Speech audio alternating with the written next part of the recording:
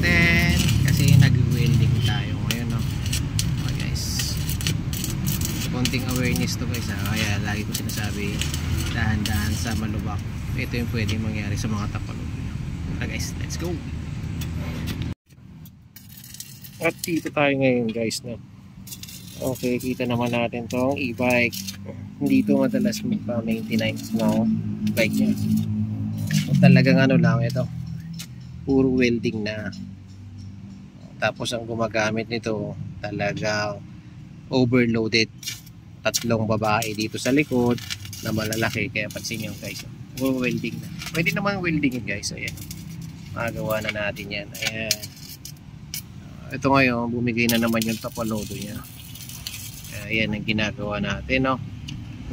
Okay guys, pag malubak ang daanan, okay lang naman mag-minor, okay lang naman magdahan-dahan. Hindi yung bara-bara na sige ng sige. Kung ayaw mong maging ganyan yung e-bike mo, ayan, no? Kita pa, ayan, putol-putol, natanggal na yung tapalodo, lumipad na. Please lang, maging ano, be responsible driver.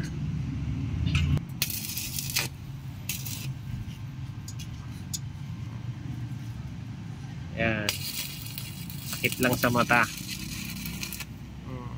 sakit sa mata, masakit din sa pisngi, kaya kailangan mong magbalot ng pisngi mo kasi mainit.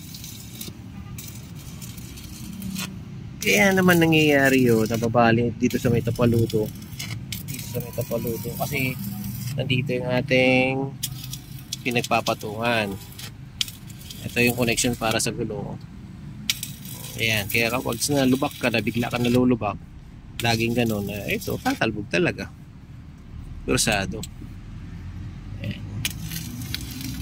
Ayan guys, pinututukan natin, pinupulwid na siyang bunga.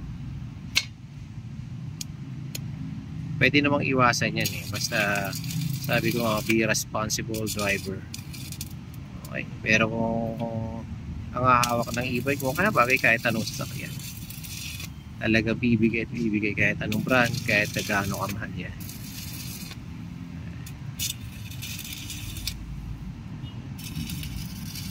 Okay, dito pa yan, lalagyan pa dito mamaya para sigurado na.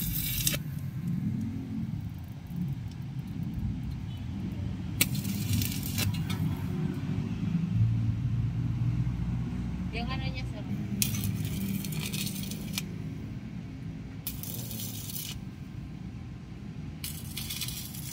ito yung kanyang e-bike. Okay,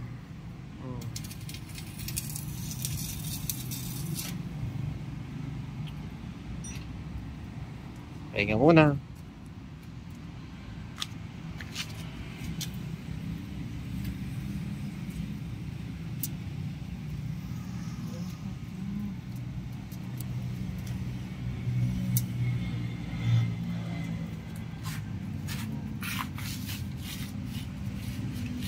Guys, sabi ko sa inyo, pwedeng iwasan yan ayun, tigas na, pero ipupulwid pa yan dito guys sa bandang ilalim para talagang sure na tayo, no? Guys, pwedeng maiwasan yan, basta sabi ko nga, iwas tayo lagi sa malubak. Pwede namang daanan pero mag-minor ka, mag-preno ka, no? Para iwas yan, kasi maninipis lang naman talaga yung bakal niyan, no? Para sa tapalodo. Guys, sana nakatulong yung simpleng video ko to para makaiwas tayo sa gastos. Okay, ride safe, power, peace out. Power.